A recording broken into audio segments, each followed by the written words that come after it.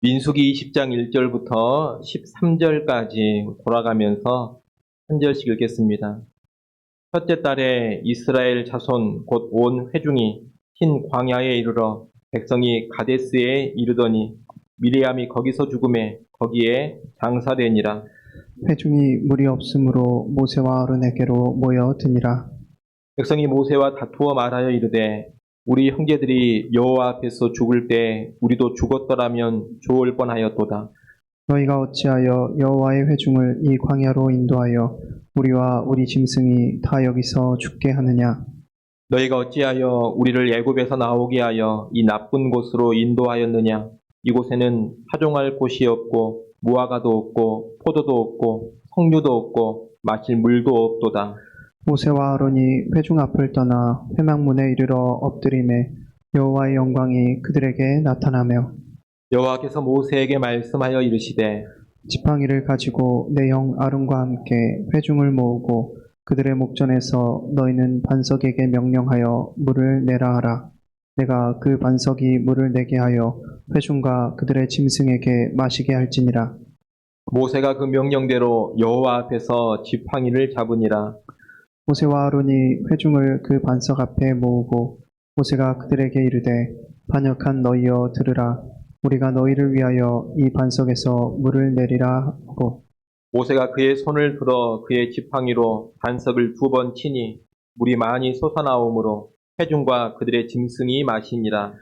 여호와께서 모세와 아론에게 이르시되 너희가 나를 믿지 아니하고 이스라엘 자손의 목전에서 내 거룩함을 나타내지 아니한 고로 너희는 이 회중을 내가 그들에게 준 땅으로 인도하여 드리지 못하리라 하시니라. 같이 봅니다. 이스라엘 자손이 여호와와 다투었으므로 이를 무리바 하니라. 여호와께서 그들 중에서 그 거룩함을 나타내셨더라. 아멘. 오늘 본문의 말씀은 미리암의 죽음과 물로 인한 백성의 원망, 그에 대한 하나님의 해법이 쭉 나와 있습니다. 먼저 오늘 본문 1절에 보면 첫째 달에 이스라엘이 가데스에 이르렀다고 합니다. 이 첫째 달은 보통 출애굽 40년째의 첫째 달로 봅니다. 민수기 20장 뒷부분에 보게 되면 아론이 죽게 되는데 아론은 출애굽 40년차 5월에 죽습니다. 그래서 20장 시작 부분에서 말하고 있는 이 첫째 달도 출애굽 40년차의 첫째 달로 보는 겁니다. 20장 뒷부분에 있는 아론의 죽음이 출애굽 40년차 5월이니 민수기 20장 1절에 있는 이 첫째 달도 출애굽 40년차의 첫째 달 이렇게 본다는 겁니다. 그런데 그렇게 보면 이 민수기에서 이스라엘 백성이 광야에서 방황을 했던 38년 정도의 행적은 전혀 기록이 되어 있지 않습니다. 민수기에서 중요한 사건이 가데스 바네아에서의 정탐꾼들의 보고 사건, 그리고 그 보고를 들으면서 이스라엘 백성이 불신 가운데 반역을 한 사건입니다. 민수기 13장, 14장에 그 사건이 나오는데 그때가 출애굽 2년째 초반이었습니다. 그 일로 인해 이스라엘 백성은 광야에서 40년 동안 방황하리라 이러한 하나님의 징벌을 받습니다. 이미 광야 생활을 2년차 하고 있는 시기였기 때문에 앞으로 38년의 광야 생활을 더 해야 한다는 겁니다. 그리고 출애굽 2년 차에 있었던 이 가데스 바네아에서의 반역 이후 얼마 못 가 고라의 반역 사건이 있었습니다. 고라의 반역 사건과 연관해서 다시 하나님께서 택하신 제사장과 이 제사장을 돕는 레위 사람들의 직무에 관한 말씀들을 쭉 주셨습니다. 그런 내용들이 민수기 16장부터 19장까지 펼쳐집니다. 그런 내용 후에 이제 민수기 20장이 나오는데 이 20장은 출애굽 40년째 첫째 달로 시작을 하고 있는 겁니다. 그러면 출애굽 2년차 이후부터 해서 출애굽 40년이 되기 전까지의 여정은 민수기에 기록이 전혀 없는 겁니다. 출애굽 3년째부터 출애굽 39년째까지의 이스라엘 백성의 광야 생활이 민수기에 기록되어 있지 않다는 겁니다. 이것은 하나님의 징벌로 내려진 이 광야 방황의 기간이 특별한 의미가 없음을 알게 해줍니다. 여러분, 출애굽을 했으면 바로 가나안 땅으로 들어가야 했습니다. 사실 광야를 지나는 기간은 그리 길지 않습니다. 출애굽을 했으면 잠깐의 광야 기간을 지나서 이제 약속의 땅 가나안으로 들어가야 했는데 그러지를 못했습니다. 민수기 14장의 반역으로 인해서 의미 없이 광야만 빙빙 도는 그런 시간을 오래도록 보낸 겁니다. 그런데 그 기간의 일들이 하나님 앞에서 성경적으로 아무런 의미가 없는 겁니다. 그래서 그 기간의 행적은 아무것도 민수기 말씀에 기록되어 있지 않습니다. 이걸 보면서 오늘 우리 인생도 그럴 수 있다는 것을 알아야 되겠습니다. 여러분, 인생을 살아간다고 해서 모든 인생의 날들이 다 하나님 앞에서 의미 있는 날들인 것은 아닙니다. 하나님의 뜻과 무관하게 살아가고 목적도 없이 빙빙 도는 그런 인생은 하나님 앞에서 아무런 의미가 없는 겁니다. 하나님 앞에서 카운트되는 그런 인생의 날수가 아니다, 이 말입니다. 우리가 80년을 살고 혹 100년을 산다 하더라도 하나님 앞에 설 때 그 연수가 전혀 무의미한 연수가 될 수 있습니다. 100년을 살아도 하나님 앞에 아무런 의미 없는 100년을 살았다면 여러분, 그 100년의 인생이 무슨 의미가 있겠습니까? 차라리 30년을 살았다 하더라도 그 30년의 생애가 하나님의 기쁨이 되고 하나님 앞에서 의미가 있다면 그 짧은 30년의 생애가 훨씬 더 가치가 있는 겁니다. 그런 여러분, 그저 인생을 내가 살고 있다, 내가 오래 살았다, 여기에 만족하지 마시고 나의 인생의 날수가 정말 하나님께서 의미 있게 보실 만한 날수들인가, 이것을 잘 살펴보시기를 바랍니다. 이스라엘 백성의 광야의 방랑 기간, 여러분, 기록되지 않았다 했습니다. 하나님 앞에서 의미가 없기 때문입니다. 우리 인생의 날수가 그런 의미 없는 날들 되지 않기를 바랍니다. 하나님의 뜻을 잘 알고 하나님의 뜻대로 살아가는 가운데 살아가는 우리 모든 인생의 날수가 하나님 앞에서 주목되어지고 기억되어지는 그런 의미 있는 인생들 꼭 되시기를 소원합니다. 출애굽 40년 1월에 이렇게 가데스에 도착을 하는데 이 가데스에서 모세의 누나인 미리암이 죽습니다. 다른 출애굽 1세대와 같이 미리암도 가나안 땅에 들어가지 못하고 40년 차에 죽은 겁니다. 미리암이 죽고 나서 백성들이 원망하는 일이 벌어집니다. 오늘 보면 2절 3절에 보면 물이 없자 백성들이 모세와 아론에게 와서 다투었다고 합니다. 구체적인 백성의 항변이 3절 하반절부터 5절에 나옵니다. 거기 보면 단지 물이 없는 것만을 원망하지 않습니다. 차라리 전에 다 우리가 죽어버렸다면 더 좋았겠다, 이런 소리까지 합니다. 또한 모세와 아론이 이스라엘 백성을 광야로 인도해서 다 죽이고 있다고 말합니다. 애굽이 좋은 곳이었는데 이 나쁜 광야로 모세와 아론이 인도해 들였다고 합니다. 애굽은 농사도 지을 수가 있었고 무화과도 포도도 석류도 얻을 수가 있었고 애굽에는 마실 물도 있었는데 이 광야는 그런 것이 전혀 없다면서 원망하고 불평한 겁니다. 한마디로 그 좋은 애굽 땅을 나오게 해서 이 나쁜 광야로 인도해 우리를 너희가 다 죽이려 한다, 이런 원망을 쏟아낸 겁니다. 그런데 여러분, 이 원망은 과거에 르비딤에서 이스라엘 자손이 물이 없어 하나님을 원망했던 사건과 너무나 똑같습니다. 기억이 나실지 모르겠습니다만 출애굽기 17장에 바로 그 사건이 나옵니다. 출애굽기 17장의 사건은 그때는 출애굽한 지가 얼마 되지 않았을 때입니다. 출애굽한 지 1년 차 되던 그때였습니다. 그때 이스라엘 백성은 물이 없다고 원망하면서 모세와 아론이 애굽에서 우리를 끌어내 이 광야에서 다 죽이려 한다, 그렇게 원망하고 불평했습니다. 그런데 그 원망이 지금 똑같이 나오고 있다는 겁니다. 출애굽기 17장에서 그렇게 원망하며 다툰 일로 인해서 그곳 이름을 다툼이라는 의미를 가진 무리바라고 불렀습니다. 그런데 오늘 본문 13절에도 보면 오늘 본문의 사건이 일어난 그 장소를 뭐라고 부르느냐? 무리바라고 부르고 있습니다. 같은 무리바라는 지명이지만 서로 다른 지역입니다. 출애굽기 17장의 무리바는 르비딤에 있는 무리바입니다. 오늘 본문 민수기 20장의 무리바는 가데스에 있는 무리바입니다. 그런데 출애굽한 지 얼마 안 돼서 르비딤에서 원망하여 무리바라는 지명이 붙었는데 출애굽한 지 이제 40년이 됐습니다. 40년이 됐는데 똑같은 일로 인해서 똑같은 지명이 나오게 된 겁니다. 이것을 보고 우리가 뭘 알 수 있습니까? 이스라엘 백성이 출애굽 1년 차나 출애굽 40년 차나 똑같다는 겁니다. 40년의 기간 동안에 이 백성이 조금도 변화되지가 않았습니다. 똑같은 모습입니다. 원망도 똑같이 하고 있습니다. 이를 보면 탄식이 절로 나옵니다.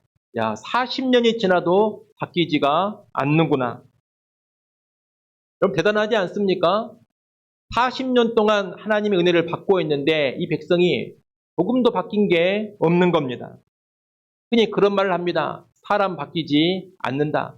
사람 고쳤을 것이 아니다. 들어보셨습니까?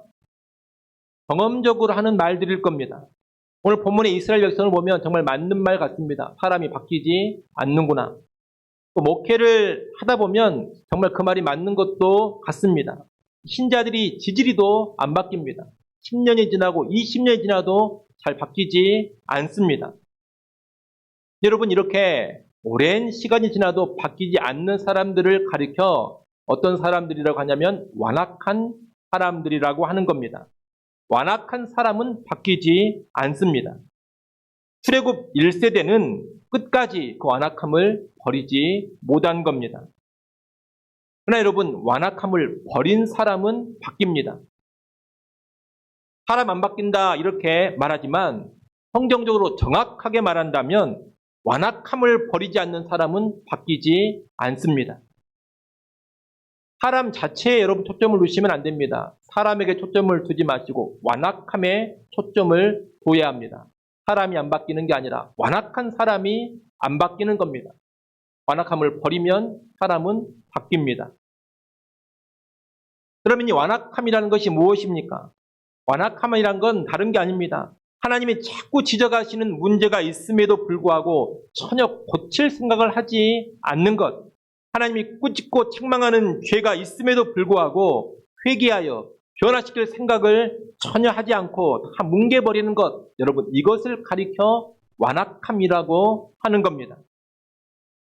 오늘 나에게 그런 완악함이 있지는 않는가? 여러분 정직하게 돌아보시기를 바랍니다. 여러분 그래도 우리가 예수를 믿었으면 바뀌어야 하지 않겠습니까? 예수를 믿었다면 변화가 있어야 하지 않겠습니까? 돈을 좋아했던 사람이라면 이제 돈 사랑을 끊고 돈보다 하나님을 더 사랑하는 그런 모습을 보여야 하지 않겠습니까? 세상 유흥만 즐기며 살았던 사람이라면 이제 예수를 믿고서 하늘의 신령한 기쁨이 무엇인지를 알고 그 신령한 기쁨을 누리는 그런 사람으로 바뀌어야 하지 않겠습니까? 술을 좋아했던 사람이라면 이제 술도 자제하거나 아니면 완전히 끊어버리는 그런 변화를 보여야 하지 않겠습니까?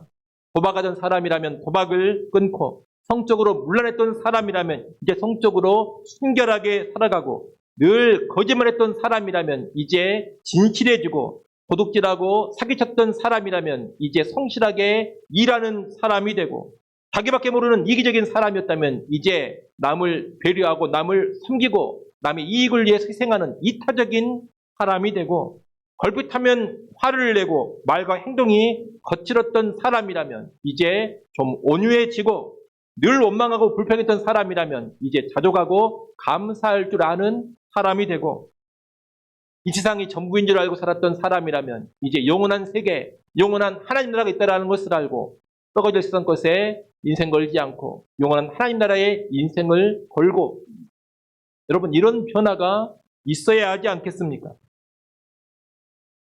그런데 이스라엘 백성들처럼 40년이 지나도 변화가 없다면 얼마나 허망합니까?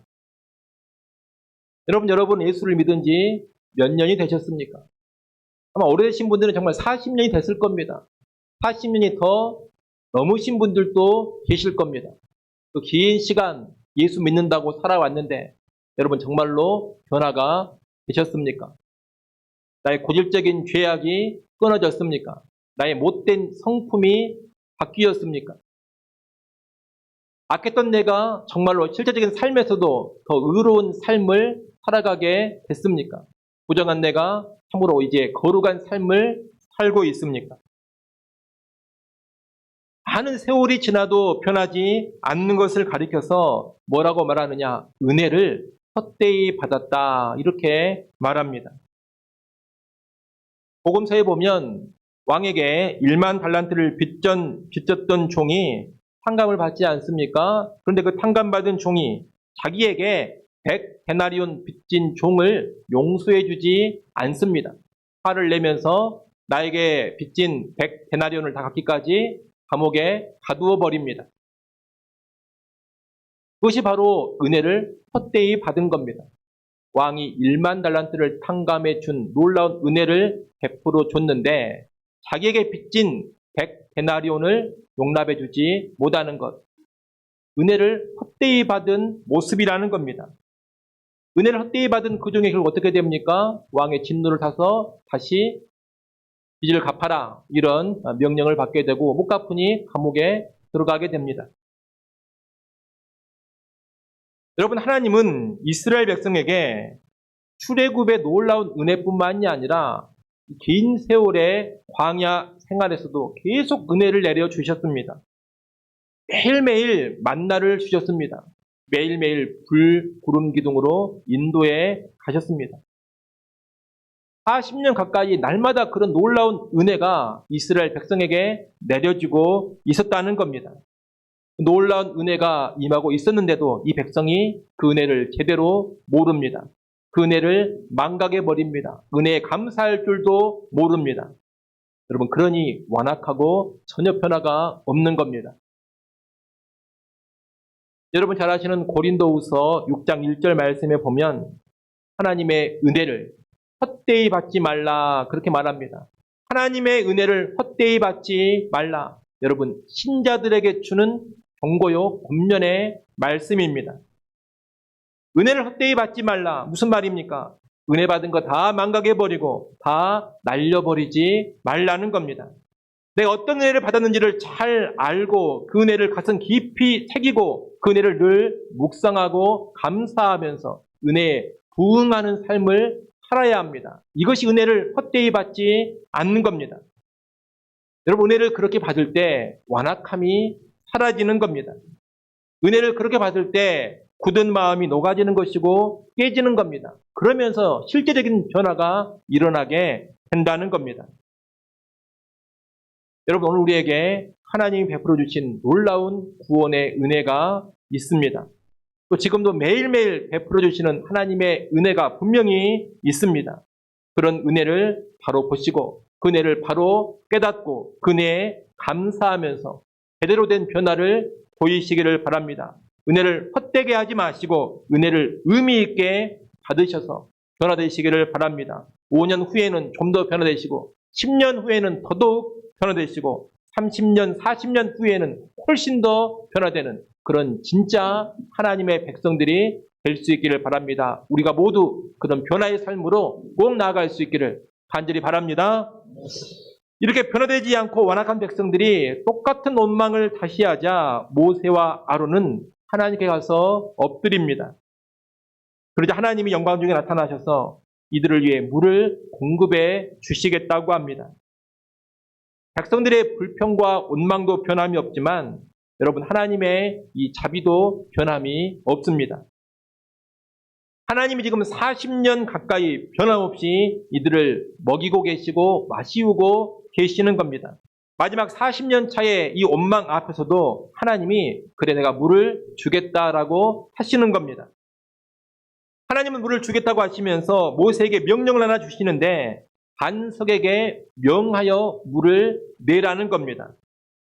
예전에 출애굽기 17장 상황에서 똑같은 원망, 똑같은 상황이었는데 그때는 물을 낼 때 반석을 지팡이로 쳐서 물을 내라 그렇게 지시하셨습니다. 출애굽기 17장으로 한번 가보겠습니다. 출애굽기 17장 6절 말씀을 한번 보십시오. 출애굽기 17장 6절입니다.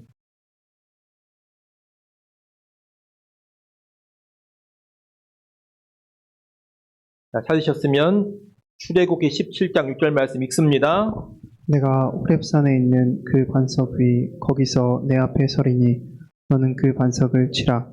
그것에서 물이 나오리니 백성이 마시리라. 모세가 이스라엘 장로들의 목전에서 그대로 행하니라. 아멘. 여러분, 출애굽기 17장에서는 하나님께서 반석을 지팡이로 치라 이렇게 말씀하셨고, 그 말씀에 따라 모세가 지팡이로 반석을 치니 반석에서 물이 나왔습니다. 그런데 민수기 20장에서는 출애굽기 17장 그때와 다르게 말씀을 하십니다. 오늘 본문으로 다시 돌아오셔서 민수기 20장 8절 말씀을 또 여러분이 한번 읽어보십시오. 20장 8절 읽습니다. 지팡이를 가지고 내 영 아론과 함께 회중을 모으고 그들의 목전에서 너희는 반석에게 명령하여 물을 내라 하라. 내가 그 반석이 물을 내게 하여 회중과 그들의 짐승에게 마시게 할지니라. 아멘. 하나님 뭐라고 하십니까? 반석을 치라고 하십니까? 이번에는 반석을 치라고 하시지 않습니다. 반석에게 그냥 말로만 명령하라 그렇게 말씀합니다. 반석을 향해서 모세가 물을 내라 이렇게 명령하면 반석에서 물이 솟아나게 된다는 겁니다. 그런데 모세는 이 하나님의 말씀을 그대로 준행하지 않습니다. 11절 말씀을 우리 같이 한번 읽어보겠습니다. 11절 함께 읽습니다. 모세가 그의 손을 들어 그의 지팡이로 반석을 2번 치니 물이 많이 솟아나오므로 회중과 그들의 짐승이 마시니라. 여러분, 모세가 지팡이로 반석을 2번 내리칩니다. 하나님 뭐라고 명령하셨습니까? 반석에게 말로만 명하라 하셨습니다. 하지만 모세는 지팡이를 가지고 그 지팡이로 2번 반석을 쳐버린 겁니다. 여하튼 물이 나오기는 했습니다. 하나님께서 모세의 그릇 행함 가운데서도 백성을 위해서 물을 주신 겁니다. 하지만 이 뒤에 모세는 하나님께 아주 엄한 책망을 듣습니다. 12절 말씀입니다. 12절 말씀 우리 함께 읽습니다. 여호와께서 모세와 아론에게 이르시되 너희가 나를 믿지 아니하고 이스라엘 자손의 목전에서 내 거룩함을 나타내지 아니한 고로 너희는 이 회중을 내가 그들에게 준 땅으로 인도하여 드리지 못하리라 하시니라. 하나님이 2가지를 책망하십니다. 하나는 너희가 나를 믿지 않았다는 겁니다. 또 하나는 이스라엘 목전에서 하나님의 거룩하심을 나타내지 않았다는 겁니다. 그리고 그에 대한 징벌로 모세와 아론은 가나안 땅에 들어가지 못하게 됩니다. 엄한 징벌을 받은 겁니다. 가나안 땅에 들어가지 못했다, 이것이 구원받지 못했다 이런 의미는 아닙니다. 다만 모세와 아론이 그토록 가나안 땅에 들어가고 싶었는데 그 간절한 소원을 하나님께서 막아 버리셨다는 겁니다. 하나님 하신 이 책망을 좀 더 살펴보면 모세가 하나님을 믿지 않았다라는 것은 모세가 하나님의 말씀을 불신했다는 뜻입니다. 앞서 본 것처럼 하나님은 반석에게 말로만 명령해서 물을 내게 하라 지시하셨습니다. 그런데 모세가 그 말씀을 그대로 믿지를 못했다는 겁니다. 여러분, 하나님은 전능하신 분이기 때문에 모세가 말로만 명해도 얼마든지 반석에서 물을 나오게 하실 수 있는 그런 분이십니다. 근데 모세가 그렇게 안 한 겁니다. 아마 모세는 말로만 해가지고 될까 하는 그런 의구심이 순간 들었던 것 같습니다. 지팡이로 때려가지고 반석을 좀 뭔가 충격을 줘야 물이 나오지 않겠는가 이런 생각을 했던 것 같고, 그와 연관해서 과거의 경험이 크게 작용을 했던 것 같습니다. 예전에 지팡이로 반석을 때려서 물이 나오게 하지 않았습니까? 그 경험이 되살아나면서 이번에도 반석을 쳐서 물을 내야 되겠다 이런 생각을 한 것으로 보입니다. 다시 말하면 하나님 말씀을 그대로 믿고 그대로 받아들이고 그 말씀대로 한 것이 아니라 자기의 생각 가운데 자기의 과거 경험을 따라가 버린 겁니다. 이것이 바로 하나님을 믿지 않은 겁니다. 또 모세가 하나님의 거룩하심을 나타내지 않았다라는 것은 하나님보다 자신을 더 드러내고 과시했다는 뜻입니다. 10절에 보면 모세가 이 물을 내면서 백성을 향해서 뭐라고 말하느냐. 10절 말씀 같이 한번 읽어봅니다. 10절 말씀 읽습니다. 모세와 아론이 회중을 그 반석 앞에 모으고 모세가 그들에게 이르되 반역한 너희여 들으라. 우리가 너희를 위하여 이 반석에서 물을 내랴 하고. 모세는 반역한 너희여 이렇게 외치고 있습니다. 반역한 너희여 이렇게 외치는 것은 모세가 지금 상당히 흥분되어 있고 화를 내고 있음을 보여줍니다. 백성을 향한 분기가 나오고 있는 겁니다. 달리 말하면 모세가 지금 상당히 혈기를 드러내고 있습니다. 그리고서 우리가 너희를 위하여 이 반석에서 물을 내랴 이렇게 말합니다. 이 말은 마치 모세와 아론 자기들이 물을 낼 수 있는 능력자인 것처럼 말하는 겁니다. 능력은 하나님께 있습니다. 물은 하나님이 내시는 것이고 물은 하나님이 주시는 겁니다. 근데 모세는 자기가 대단한 능력자인 것처럼 우리가 물을 내랴 이렇게 말을 하고 있다는 겁니다. 과시하는 말입니다. 이런 모습 가운데 모세가 하나님을 온전히 드러내지 못했습니다. 자기의 분노와 혈기를 드러내고 자기 자신을 과신하는 듯한 그런 말을 하면서 하나님의 영광과 거룩을 가려버렸다라는 겁니다.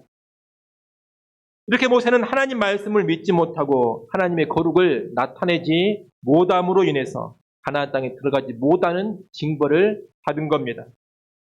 물론 오늘 본문 13절 말씀처럼 모세가 하나님의 거룩을 온전히 나타내지 못했어도 하나님은 반석에서 물이 나오게 하심으로 당신의 거룩함을 백성에게 선포하시기는 하셨습니다. 하지만 모세의 이 불신앙적인 행태로 인해서 하나님의 거룩이 온전히 드러나지 못한 겁니다.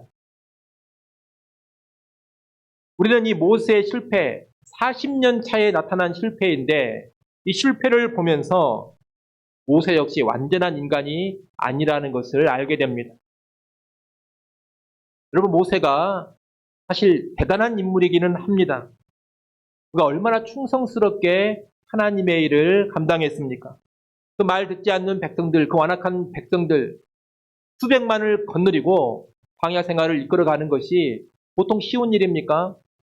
아마 스트레스로만 생각하면 스트레스로 죽을 지경이었을 겁니다.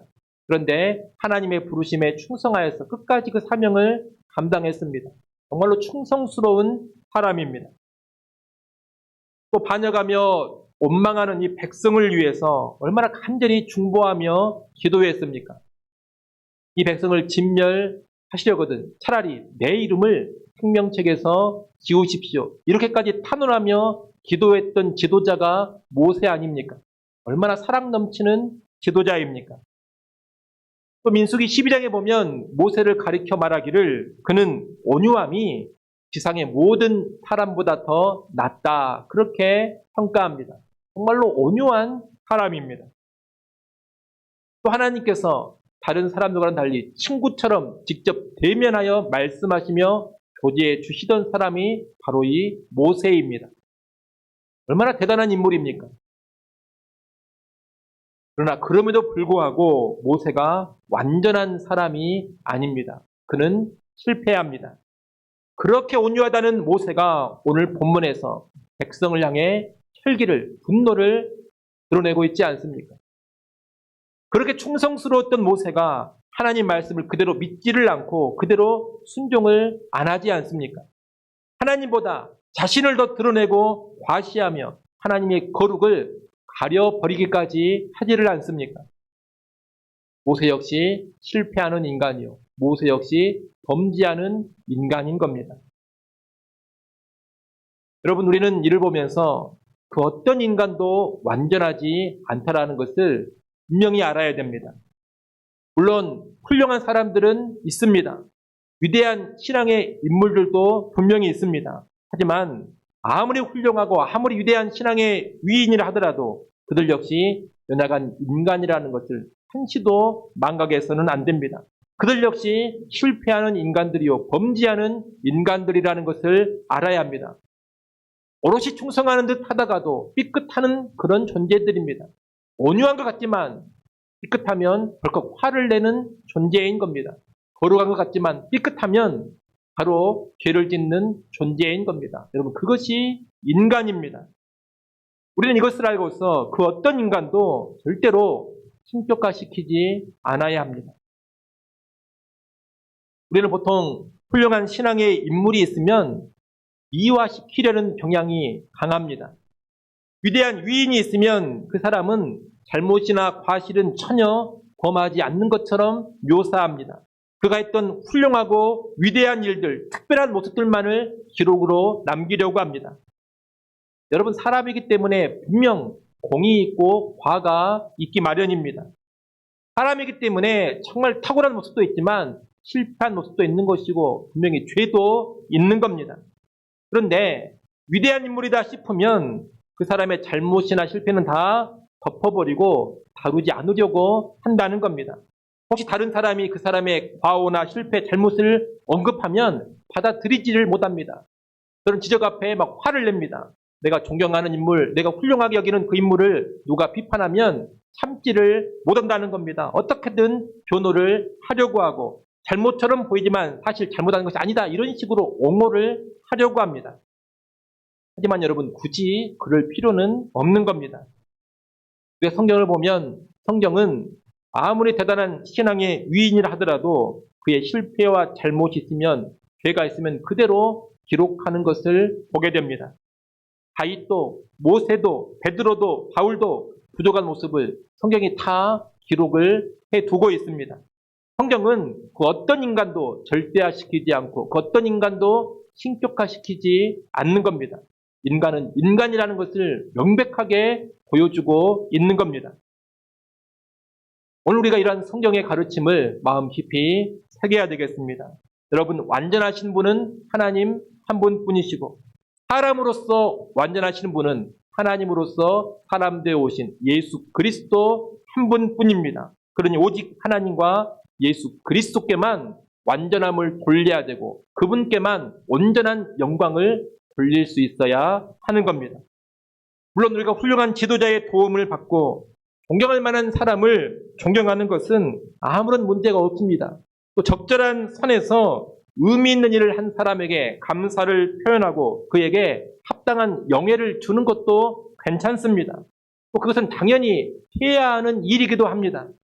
그러나 선 넘는 일을 하지 말라는 겁니다. 어떤 교회를 보면 예배 시간에 지도자를 과하게 칭송합니다. 그 이야기를 들어보면 불세출의 영웅 같습니다. 세계에서 가장 위대한 하나님의 종 같습니다. 어떤 교회를 보면 교회 집회를 하는데 목사의 사진 피켓을 수십 장 들고 참석하고 피켓을 들고 막 환호를 합니다. 어떤 교회를 보니 담임 목사의 그 모형을 만들어 놓고 사진 찍고 싶으신 분들은 그 담임 목사 모형 옆에서 사진을 찍도록 하는 것도 봤습니다. 여러분, 이런 일들은 참 볼썽사나운 모습들인 겁니다. 자중하는 것이 좋습니다. 우리는 사람의 영광이 아닌 하나님의 영광에 집중해야 됩니다. 사람을 칭송할 것이 아니라 예수 그리스도를 높이는 데에 집중을 해야 합니다. 아울러 이 모세의 실패를 경계 삼아서 모세가 범한 잘못을 우리도 저지르지 않도록 조심해야 합니다. 모세의 잘못은 하나님 말씀을 그대로 믿지 못하고 주신 말씀대로 행하지 않은 것입니다. 그리고 하나님보다 자기 자신을 더 드러낸 겁니다. 크게 쓰임받는 지도자들, 능력 있다는 지도자들이 모세가 범한 이런 잘못을 저지르기 쉽습니다. 위대한 지도자들이 하나님 말씀을 무시해버리고 자기 뜻이나 자기 경험대로 일해가는 그런 잘못을 저지르기 쉽다는 겁니다. 또 위대하기 때문에 하나님보다 자기를 더 드러내고 자기를 과시하려는 그런 잘못을 저지르기 쉽다는 겁니다. 얼마 전에 유튜브 짧은 영상 하나를 봤는데 목사 하나가 나와가지고 그런 소리를 하는 겁니다. 자기가 예수님보다 더 대단한 설교자인 것처럼 막 이야기를 합니다. 예수님이 설교하는데 그 설교 듣고 방언한 사람이 있느냐? 나는 근데 설교를 하는데 인터넷으로 듣고도 사람들이 방언을 한다. 이런 식으로 자기를 엄청 높이고 뻐기는 것을 봤습니다. 듣고 있노라니 웃음이 나옵니다. 목사가 대단하면 얼마나 대단하길래 예수님 급도 아니고 나는 예수님보다 더 능력 있게 설교한다. 이런 식의 말을 할 수가 있는 겁니까? 크게 쓰임받으니 겁을 상실하는 것이고 크게 쓰임받으니 넘지 않아야 될 선을 쉽게 넘어버리는 겁니다. 여러분, 위대하기 때문에 하나님 말씀보다 자기 판단이나 자기 경험을 더 앞세워 버릴 수 있습니다. 위대하기 때문에 하나님보다 자기를 더 드러내면서 일해갈 수가 있습니다.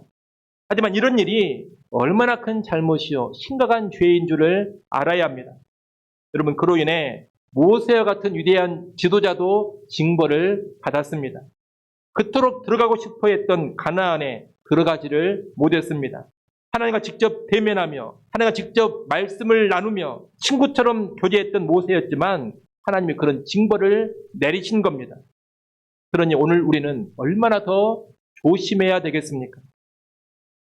우리는 우리의 생각이나 우리의 판단, 우리의 경험을 내려놓고 언제나 하나님 말씀이 명한 대로, 말씀이 하라는 대로 해야 되겠습니다. 우리의 모든 인생사와 모든 교회 사역을 철저히 말씀대로만 해야 되겠습니다. 아울러 철저하게 우리는 하나님만을 드러내야 하겠습니다. 자기가 드러나는 것을 좋아할 것이 아닙니다. 교회가 드러나는 것을 좋아할 것도 아닙니다. 늘 경계하고 조심해야 됩니다. 아무쪼록 모세의 모습을 큰 경계로 삼으셔서 온전히 말씀대로 순종하고 온전히 겸손하게 행하는 우리 모두가 될 수 있기를 간절히 바랍니다. 말씀을 정리하겠습니다. 우리가 오늘 본문에서 여러 가지 내용들을 볼 수 있습니다만 핵심은 두 가지로 정리할 수가 있겠습니다. 하나는 그 놀라운 은혜를 받으면서도 40년이 되도록 전혀 변화되지 않은 이스라엘 백성의 모습입니다.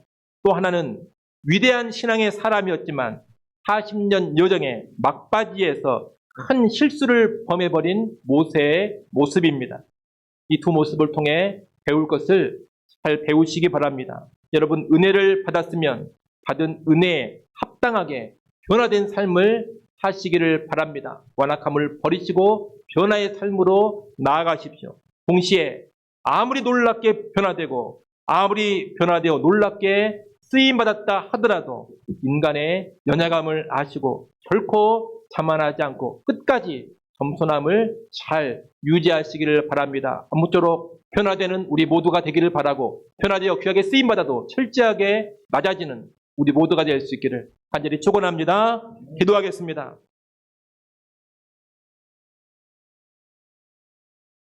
하나님 아버지, 우리 모두가 하나님의 놀라운 은혜를 받은 자들로서 받은 은혜에 합당하게 변화되게 하여 주시옵소서. 예수 믿고 5년, 10년, 20년, 30년, 40년 평생이 지나도 변화되지 않는 그런 완악한 모습을 버리게 하시고 아버지 하나님 은혜를 깊이 깨닫고 은혜를 묵상하며 은혜에 감격하는 가운데 완악함을 깨뜨려 버리고 변화의 삶으로 나아가게 하여 주시옵소서. 또한 아버지 하나님, 우리가 변화되어서 참으로 귀하고 존귀하게 쓰임받는다 하더라도 우리는 연약한 인간일 뿐임을 언제나 기억하게 하여 주시옵소서. 능력자는 하나님이시요 영광 받으실 분은 오직 하나님과 예수 그리스도뿐인 것을 마음 깊이 새기게 하시고 아무리 위대하게 쓰임받는다 하더라도 오롯이 하나님만을 높이게 하시고 오롯이 예수 그리스도만을 찬송케 하여 주시옵소서. 끝까지 겸손함을 유지하는 우리 모두가